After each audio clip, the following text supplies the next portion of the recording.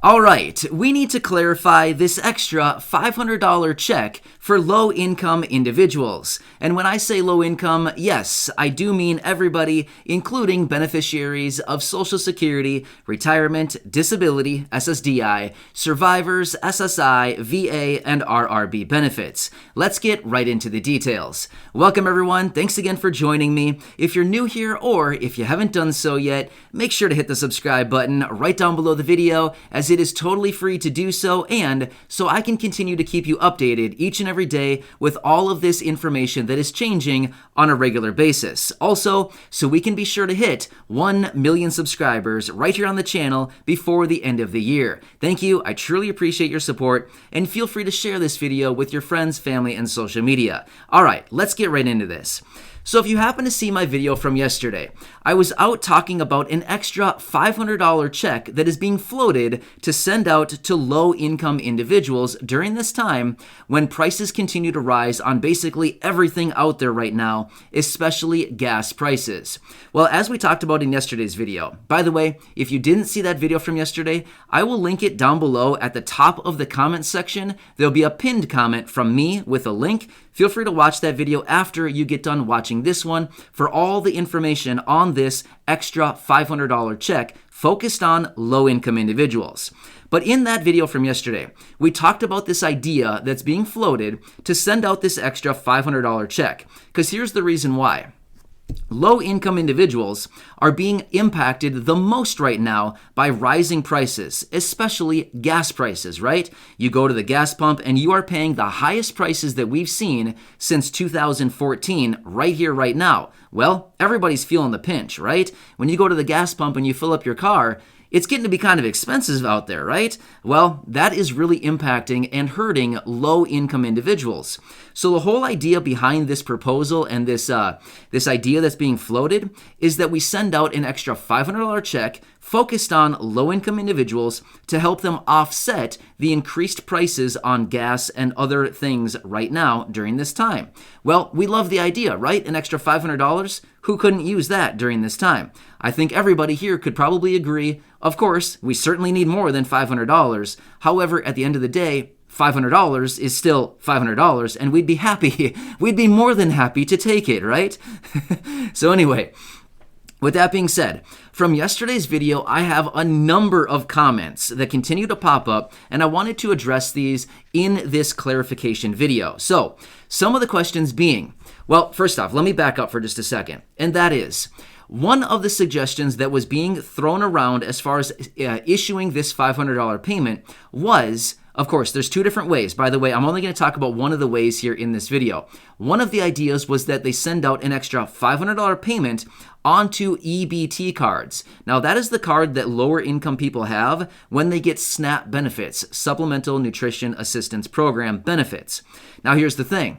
As a result of that, one of these methods, I got a lot of questions on yesterday's video saying, oh great, I receive SSDI, I don't get SNAP benefits, I'm going to be left out once again. Or, I don't get SNAP benefits at all, but I receive Social Security retirement, and does this mean I'm not going to be eligible?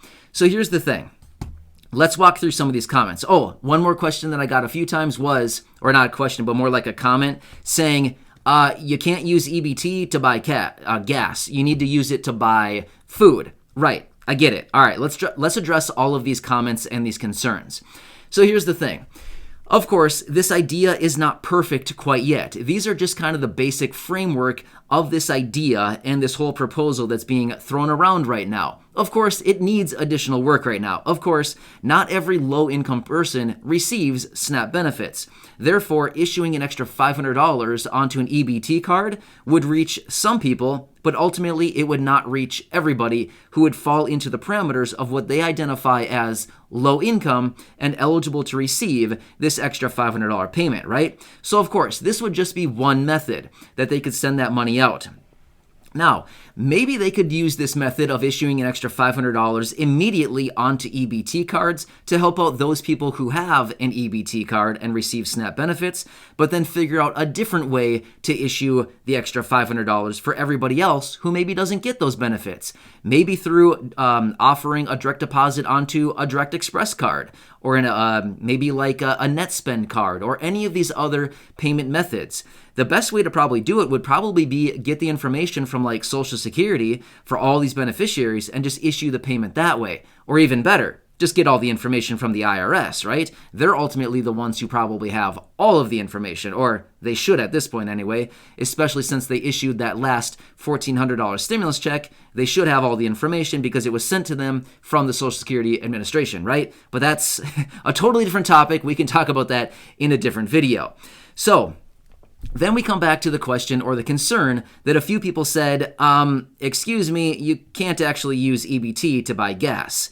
I get it, right? You can't use your EBT card to go to the gas station and to fill up your car, right? I get it. But here's the whole idea behind that. So what they were saying in this proposal or this idea is essentially they're saying what they could do is issue an extra one-time payment of $500 onto somebody's EBT card.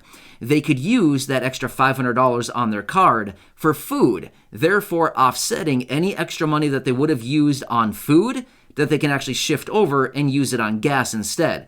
For example, let's just say somebody has, I don't know, $200 in cash, for example, that they previously would have used on food in conjunction with the money that they have loaded onto their EBT card as a result of SNAP.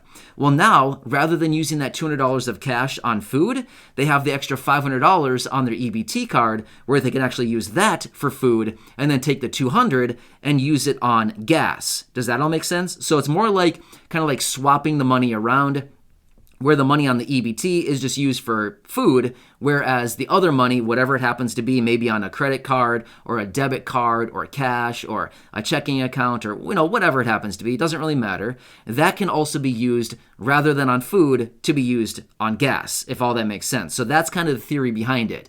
But yeah, I was not suggesting you go to the gas station and try to fill up your car with your EBT card. I wouldn't do that. Don't try it.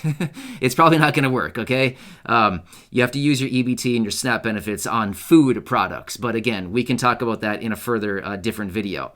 But again, for the most part, this whole proposal and this whole idea, it needs some work. Let's be honest. It needs some work before it could actually be passed. These were just some preliminary information and some ideas that were being thrown around out there as for how can we get $500 of extra benefits out to these low-income people as quickly as possible. And that was just one way that they were floating out there to say, okay, we could issue $500 immediately, very quickly through the electronic balance transfer card, otherwise known as EBT, right?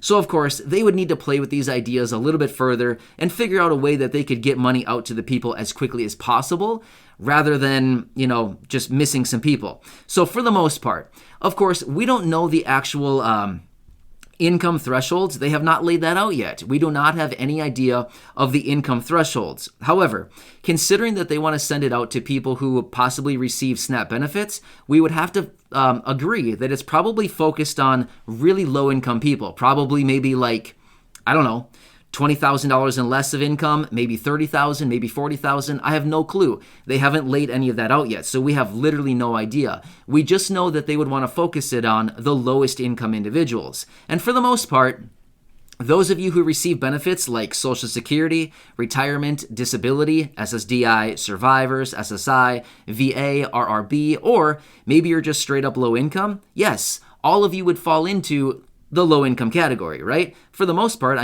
you've been identified as low income through other programs, right? So again, you would probably fall into this category where you would kind of be swooped up into the whole mix of everything and captured within the people who would be eligible for this $500, right? So does all that make sense? So I wanted to come back and clarify this because I continued to see so many of those comments over there on that video, and I thought, all right, I just need to come back and clarify because maybe I didn't explain it all that well, or maybe it's just the program isn't exactly laid out all that clearly yet. Anyway, I wanted to offer some additional clarification just so that all of you know, like as of right now, don't worry quite yet.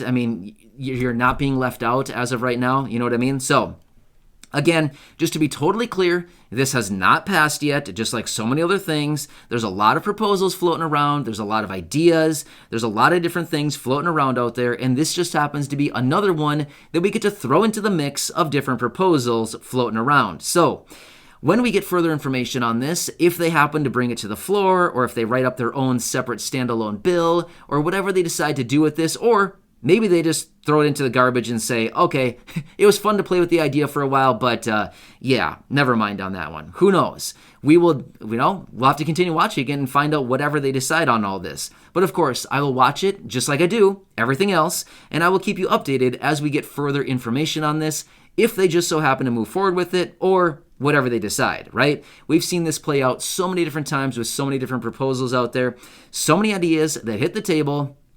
Some actually go through and actually get further support, and they actually move into law, and then you can take advantage of those benefits. Meanwhile, there's so many other programs out there that have been introduced, sounds really great, and then all of a sudden it disappears, and it's like, hello, whatever happened to that? Hashtag the $200 raise for all these beneficiaries that we talked about a year and a half ago. The $200 prepaid pharmacy cards. Do you remember that one? We talked about that a lot late last year in 2020. That was another one that came out. It was sounding really good, a $200 card for low-income people. Well, that just kind of disappeared. Yeah, I mean, those are just two examples of many, many different proposals we've seen out there to help out low-income people.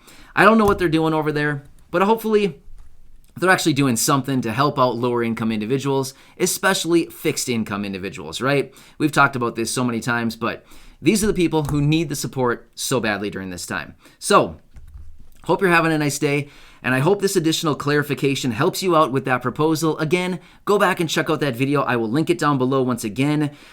In the top of the comment section, there'll be a pinned comment from me with a link. Check that one out if you haven't seen it yet. Otherwise, feel free to just scroll back in my videos. It's just a couple videos back. You should see it right there, titled $500 Extra Check for Low Income. Check out that video, and you'll have all the details of these couple different ways that they want to send out this $500 focused on low income individuals. By the way, if you haven't done so yet, make sure to hit the subscribe button so I can continue to keep you updated each and every day with all of these different proposals, all of these different stimulus programs, stimulus checks, raises to Social Security, SSDI, SSI, VA, and everything else out there that you can take advantage of during this time to get yourself some extra relief and some extra money going forward. Also, so we can make sure to hit 1 million subscribers right here on this channel before the end of the year, and so we can get ourselves another little plaque, just like over here, So it's blank over there. We need to fill up the wall with another plaque just like the other side. So thanks again, everybody. I truly appreciate you. Go back and check out any of the other over 1,300 videos right here on the channel, and of course, share them with your friends, family, and social media. Thanks again. You're awesome. I truly appreciate it, and I'll see you again later in the next